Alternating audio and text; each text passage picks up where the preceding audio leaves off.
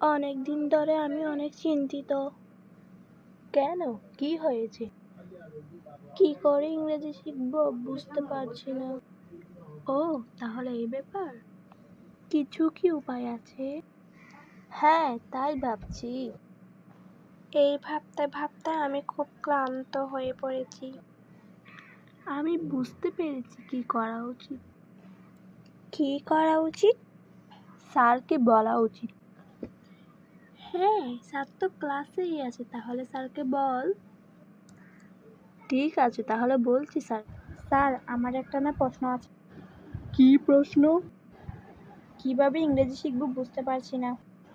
এটা তো খুব ইজি। তাহলে কি করা উচিত? শুনো তাহলে। হ্যাঁ স্যার, বলেন। যে কোনো পড়া বা কোনো ভাষা শেখার 4টি ধাপ রয়েছে, আর ওই 4টি ধাপ হলো শোনা, বলা, পড়া ও লেখা। মনে করো তুমি কোনো একটি পড়া শিখতে যাচ্ছ, ওইটা তুমি তোমার শিক্ষকের সহায়তায় শুনে নিতে পারো। শোনার পর নিজে নিজে বলবে, তারপর মনে মনে পড়বে এবং ওইটাকে লিখে রাখবে। দেখবে তোমার অনেক দিন মনে থাকবে। এভাবেই তুমি যে কোনো ভাষা শিখতে পারো। স্যার, পড়াগুলো সংগ্রহ করবো কোত্থেকে?